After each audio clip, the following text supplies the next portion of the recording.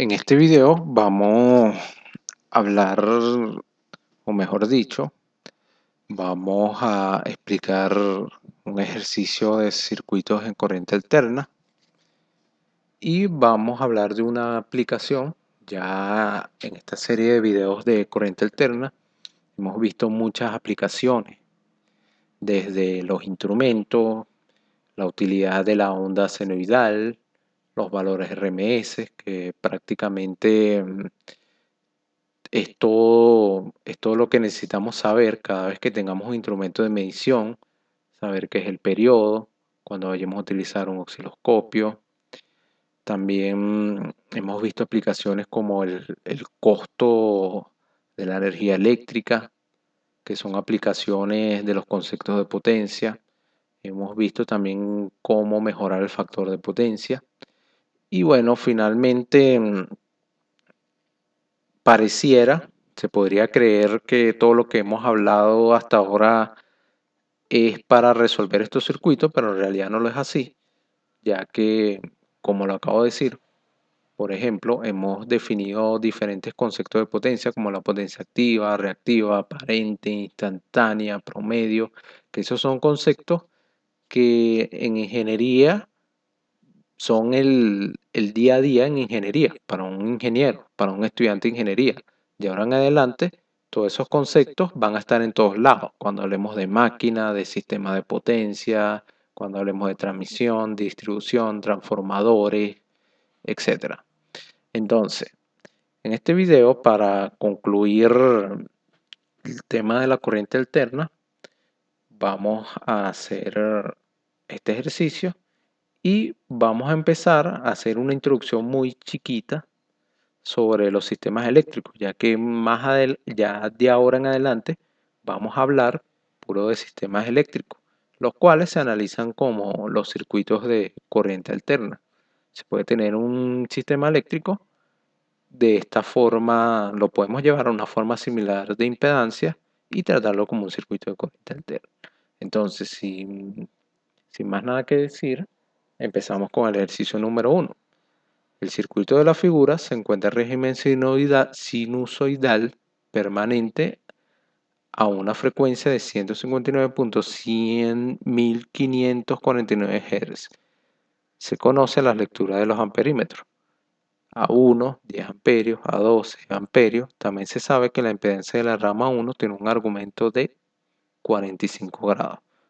Tomando como origen de fase las tensiones B, o sea, esta tensión, debemos determinar el valor de R, R1, R2, RS y tita S, este ángulo que tenemos aquí. Entonces, un ejercicio un poco diferente a los anteriores que hemos hecho, ya que aquí no debemos calcular simplemente un simple voltaje, debemos calcular como ciertas cosas que nos faltan. Entonces, la impedancia en la rama 1 simplemente sería la suma de la resistencia R1 y la impedancia del inductor. Aquí lo tenemos. Recordemos que esta frecuencia o velocidad angular, omega, es igual a 2pi por la frecuencia. Al sustituir, tenemos este valor. Como se conoce el argumento de la impedancia de esta rama, se puede encontrar el valor de R1, el cual sería pi cuarto, ya nos dieron el ángulo, arco tangente, omega L entre R1. Simplemente despejando, tendríamos R1. Entonces, dado que la tensión B es la referencia angular, la corriente de la rama 1 atraviesa en pi cuarto a la tensión. ¿Qué quiere decir que esta tensión es la referencia? Simplemente que el ángulo es 0. Entonces, la rama 1 atraviesa en pi cuarto a la tensión, pues la impedancia de la rama es de naturaleza inductiva. Así tenemos que I1 es 10 amperios con un ángulo de 45 grados. Y B sería I1 por Z1, lo cual nos da este valor que está aquí. A partir de la medida del amperímetro A2 se conoce el módulo de la corriente de esta rama. Eso es lo que nos quiere decir que el amperímetro marca X valor. Justo ahora con la tensión se puede encontrar el módulo de la impedancia. Entonces, el módulo de la tensión, recordemos que es este pedazo que está aquí, sin el ángulo. Y tenemos el módulo del amperímetro, de la corriente, perdón, la cual dividimos. Tenemos el módulo de la impedancia Z2, pero la impedancia Z2 a esto le falta el ángulo, o si lo escribimos en coordenadas rectangulares, debemos hacer la transformación y nos faltaría la parte imaginaria. Entonces, conociendo el valor de la capacidad, se puede encontrar el valor R2, ya que la impedancia sería este R2 más la reactancia. Entonces, si le sacamos el módulo, tenemos que el módulo de Z2 sería este valor. El ángulo de la corriente I2 se puede encontrar a partir de la impedancia de la red, pues la referencia, perdón, se puede encontrar a partir de la referencia de la rama, pues la referencia angular del circuito es la tensión B sub B, la cual tiene un ángulo de 0 grados. Así que I2 se definirá como 100 amperios por este ángulo. Al aplicar el arco tangente para despejar, tendríamos que el ángulo sería de 25.1041. Se utiliza la ley de Kirchhoff de corriente para encontrar la corriente entregada por la fuente, la cual sería 13.298 amperios, con un ángulo de menos 19.8431. Luego, la ecuación de la malla sería esta. Y dibujando facilmente, ya que esta es la referencia al ángulo de cero, dibujando este ángulo que lo conocemos, si utilizamos el teorema del coseno en el diagrama fasorial, se tiene la siguiente expresión. Recomiendo que la persona que esté interesada en este ejercicio pause el video, repase en qué consiste el teorema del coseno para poder entender estas expresiones que tenemos aquí. Entonces, al tener el teorema del coseno, que se define de esta forma, al sustituir, tenemos, y al agrupar términos semejantes, desarrollar, etc., tenemos este polinomio. Entonces, de las dos soluciones que se obtienen cuando se resuelve este sistema, la más coherente sería que R es igual a un ohmio. Con ese valor se puede calcular la tensión que cae en la resistencia BR y se puede plantear una nueva ecuación según el teorema del coseno. Aquí la tenemos, planteamos una nueva ecuación, sustituimos y despejamos el ángulo, el cual nos da 1.6752 grados. Antes de pasar al próximo ejercicio, como lo dije, recomiendo, ya que este ejercicio es un poco diferente a los que hemos visto anteriormente o los que he referenciado de algunos libros, en este ejercicio hay que pensar un poco más. Recomiendo que el interesado lo haga con calma, piense un poco más, analice un poco más estos valores y no tendrán problemas de encontrar este valor final. En este segundo ejercicio vamos a introducir brevemente qué es un sistema eléctrico. Esto lo vamos a definir formalmente en la próxima serie de videos, pero debemos decir que esto es una aplicación de lo que hemos aprendido hasta ahora. De ahora en adelante vamos a estudiar puros sistemas eléctricos. Aquí podemos decir que se separan los caminos de un ingeniero en electrónica y un ingeniero electricista, ya que las aplicaciones que le vamos a dar a todos estos conocimientos que hemos obtenido hasta ahora va a ser aplicada a sistemas eléctricos. Una de las tantas cosas a las que se dedica un ingeniero electricista es a estudiar el comportamiento de sistemas eléctricos o sistemas de potencia. Entonces, aquí tenemos un sistema eléctrico muy sencillo. Tenemos un generador, que esto es lo que va a actuar como lo que conocíamos hasta ahora como una fuente. Tenemos dos barras, que esto no son más que un nodo. Tenemos una línea, que la línea tiene su propia impedancia. Finalmente, tenemos una carga, que esto podría definirse como un conjunto residencial, por ejemplo. Entonces, a medida que vayamos avanzando, vamos a tener datos más complejos o más información, más datos sobre los generadores, sobre las líneas y sobre las cargas. Vamos a ir aprendiendo cómo modelar estos datos como una impedancia, modelar la carga como una impedancia, modelar un transformador como una impedancia y modelar la impedancia de un generador para luego empezar a estudiar estos sistemas como un circuito de corriente alterna o a un equivalente. Entonces, esta es la manera más sencilla que tenemos los datos de este sistema, de los cuales nos dicen, dado el sistema mostrado en la figura, se desea mantener la tensión en el nodo 2 en una magnitud de 100 voltios.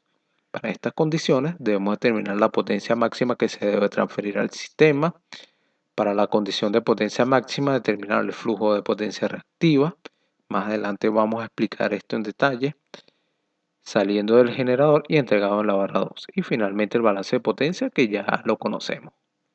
Entonces, la potencia máxima que se puede transmitir en la fuente y en la barra 2 se define con esta fórmula, donde delta es el ángulo entre E y B2. X total, la reactancia total, sería la reactancia del generador más la reactancia de la línea. Esta fórmula la conocemos. Esto viene de la ecuación de flujo de potencia. Esto es una definición más formal de esta ecuación. Más adelante vamos a tratar esta definición, pero por ahora nos quedamos con esta fórmula. Esto se hace tomando el ángulo cero, es decir, de referencia, pero si se toma otro valor se llegará al mismo resultado, solo que con un poco más de trabajo. Se quiere la potencia máxima. Para eso se necesita un desfase de 90 grados, de forma que el seno de 1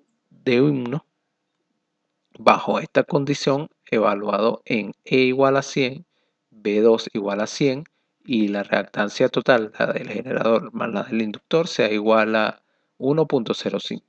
Entonces, al sustituir estos valores aquí, encontramos que la potencia máxima es de 11.4286 kilovatios. Como vamos a estudiar la carga y como dijimos que necesitamos un desfasaje de 90 grados, en este caso vamos a fijar la referencia en la carga, o sea, vamos a ponerle un ángulo de 0 grados a la carga. Y verificamos que el valor de delta sea igual a 90 grados, lo cual se cumple. Bajo estas condiciones, la corriente en el sistema la podemos definir como E, que sería el voltaje del generador, menos el voltaje 2, entre la impedancia total, que será la impedancia del generador, más la de la línea. Al sustituir los valores, encontramos este valor de corriente. Luego, el voltaje en la barra 1, en los bordes del generador, sería simplemente E menos B1 entre la impedancia del generador, eso sería la corriente. Despejando de allí B1, tendríamos lo siguiente. Sustituyendo, tendríamos este valor de B1. Luego, el flujo de potencia se define de esta forma. Tenemos B1 menos B2, ZL y B1. Recuerden que esta es la corriente conjugada. Esta fórmula de potencia ya la conocemos. S es igual a B por I conjugado. La I es la que acabamos de hallar. Sustituyendo y conjugando tenemos este valor. Como puede verse, la potencia P va de la carga y con el valor que se esperaba, mientras que la potencia Q sale de la carga. Aquí lo vemos. Lo que quiere decir que la carga inyecta reactivos, así que es capacitiva. Note que la Q va de mayor tensión a menor tensión y la P de mayor ángulo a menor ángulo, como es de esperarse en un sistema que tiene la resistencia muy menor que la reactancia. Es decir, se cumple el desacople. Más adelante vamos a explicar esto en detalle. Ahora, con el balance de potencia. Nosotros conocemos que la potencia generada es igual a la potencia consumida por los demás elementos. Entonces, si encontramos la potencia del generador, como esta fórmula que tenemos aquí, buscamos la potencia en la línea y en la carga, tenemos estos tres valores. Y al sustituir en esta fórmula que la potencia generada debe ser igual a la suma de la línea más de la carga, debe ser igual, podríamos ver que esto se cumple. Note que en ningún momento hacía falta sacar el valor de la impedancia de la carga. En todo caso, podemos conocer la impedancia de la carga como B2 entre I, la cual nos da este valor. Con esto finalizamos este ejercicio y finalizamos el tema de corriente alterna. En los próximos videos vamos a hablar sobre sistemas eléctricos. Por lo tanto, los conocimientos que hemos obtenido en esta serie de videos serán de útil importancia y también serán de útil importancia de ahora en adelante en nuestro camino o en nuestros estudios de ingeniería eléctrica, ya que todo ingeniero debe dominar estos conceptos de potencia en todo momento. Sin más nada que agregar, me despido. Mi nombre es Cristian Durán.